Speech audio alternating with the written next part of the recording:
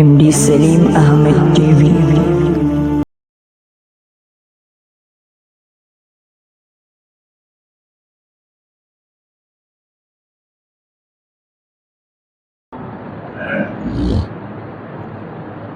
সম্মানিত তাওহীদি জনতা, মহান আল্লাহ তাবারক ওয়া তাআলার অপার অনুগ্রহে সালাতুল জুমা আদায় করার জন্য যে মহান রব্বুল আলামিন তৌফিক ইনায়াত করেছেন, সেই মহান মাবুদের শুকরিয়া জ্ঞাপন করি আলহামদুলিল্লাহ। অতঃপর দুরূদ ও সালাম বর্ষিত হোক সাইয়্যিদুল মুরসালিন ইমামুল আম্বিয়া মুহাম্মদ আরবি শাফাআতের কান্ডারি জনাব মুহাম্মদ রাসূলুল্লাহ সাল্লাল্লাহু আলাইহি ওয়াসাল্লামের প্রতি আল্লাহুম্মা সাল্লি আলাইহি আল্লাহুম্মা বারিক আলাইহি। খুতবার আলোচ্য বিষয় হচ্ছে মহানবী সাল্লাল্লাহু আলাইহি ওয়াসাল্লামের জীবন বৃত্তান্ত। আজকে রবিউল আউয়ালের 2 তারিখ, মহানবী সাল্লাল্লাহু আলাইহি সাল্লামের আগমনের মাস, মানে জন্মের মাস। ঐতিহাসিক গুণের মতে বা আমাদের বাংলাদেশের প্রেক্ষাপটে রসুলের জন্ম তারিখকে 12 রবিউল আউয়াল মনে করা হয়। পক্ষান্তরে ভারতের একজন লেখক শফিউর রহমান মুবারকপুরী, তিনি একখানা বই লিখেছেন। সেই বইটির নাম হচ্ছে আর-রাহিকুল মাহতুম। রসুলের সিরাতের উপরে 1180 খানা বই লেখা হয়। এর সব পাণ্ডুলিপি সৌদি শিক্ষা কমিশনে জমা দেওয়া হয়। সেখানে যাচাই বাছাই অন্তে ভারতের যিনি লেখক শফিউর রহমান মুবারকপুরী, তার এই বিশ্ব নবীর উপর লেখা এই বইটি আর-রাহিকুল মাহতুম, স্বর্গীয় সুধা নামে বইটি সেখানে বিজিত হয় বা প্রথম পুরস্কৃত হয়। বইটির বর্তমান অবস্থা হচ্ছে মদিনা ভার্সিটির হচ্ছে সিলেবাস, অন্যান্য দেশে যে ভার্সিটি রয়েছে, ইসলামিক যে সমস্ত প্রতিষ্ঠান রয়েছে, কওমি অঙ্গনে বলেন, এই বইটি এখন সিলেবাসভুক্ত। আর এই বইটির বিষয়ে সকলের সুধারণা রয়েছে। প্রত্যেকটি মানুষ বা মুসল্লি বা যেই হোক না কেন, এই বইটিকে পড়া দরকার। এত নিখুঁত এবং আমরা আমাদের শেষ নবী হযরত মুহাম্মদ রাসূলুল্লাহ সাল্লাল্লাহু আলাইহি সাল্লামের জীবনী এবং কাল কিয়ামতের মাঠে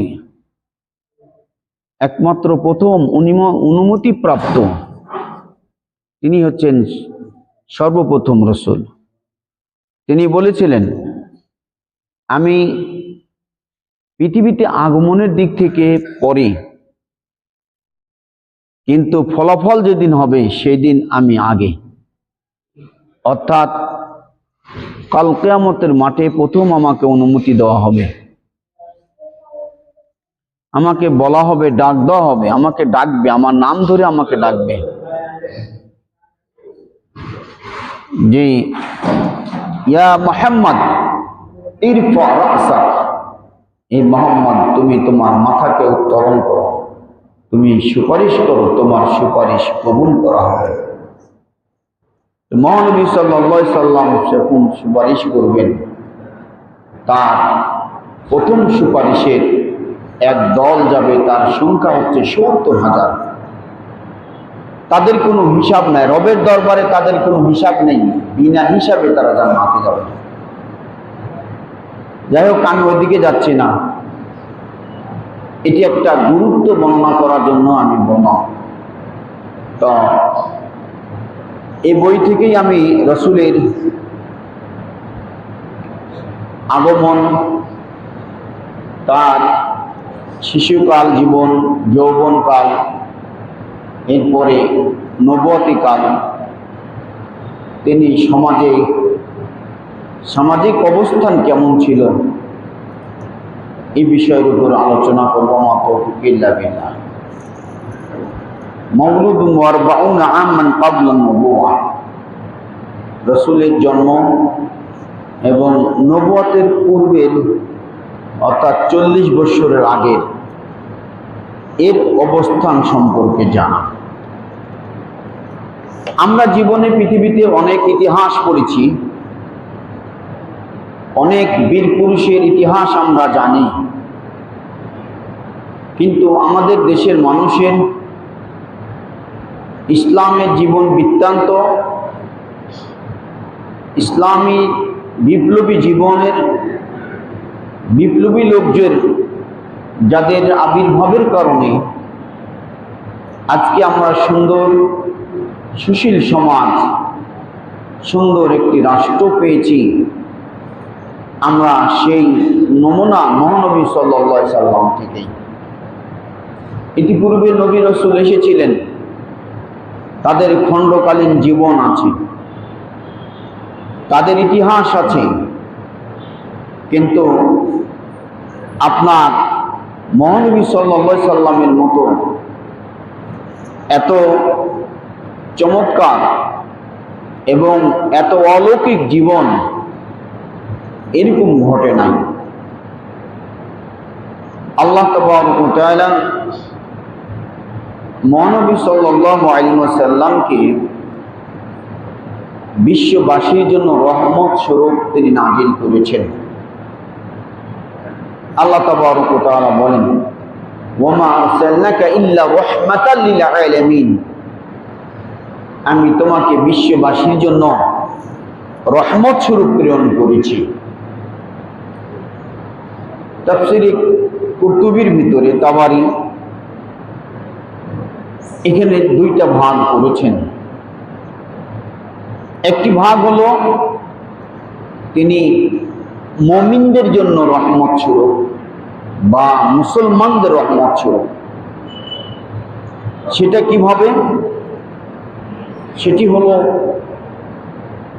যে আল্লাহ এবং তার রাসূলের আনুগত্যের মাধ্যমে নিজেকে গঠন করা, এর উপরে প্রতিষ্ঠিত থেকে নিজের জীবনকে পরিচালিত করা, তাহলে আমরা সেই রহমতের দিক নির্দেশনা পাব। রাসূলকে তো পৃথিবীতে মানেই নাই, কিন্তু যারা কাফের মুশরিক তাদের জন্য কিভাবে রহমত হতে পারে? সারা পৃথিবীতে বিশ্ববাসী মধ্যে তো কাফের আছে, মুশরিক আছে, আল্লাহর বিদ্রোহী আছে, তাহলে তো তাদের জন্য কেমন করে তিনি রহমত স্বরূপ হতে পারেন? এর জবাবে তিনি বলেছেন এভাবে যে আল্লাহর নাফরমানি করা, আল্লাহর বিরুদ্ধে যাওয়া, আল্লাহকে অস্বীকার করা, আল্লাহকে না মানা, এর ফলশ্রুতিতে আসমানি গজব, আল্লাহর যে ক্রোধ, আল্লাহর যে শাস্তি নামার কথা ছিল, কিন্তু তিনি দয়ার নবী হিসাবে, শেষ নবী হিসাবে প্রেরণ করার জন্য, এই ভূমির জন্য রহমত স্বরূপ হওয়ার কারণে আপাতত তাদের উপর আল্লাহর তৎক্ষণাৎই এই গজব আর আসবে না। ভিডিওটি দেখার জন্য ধন্যবাদ।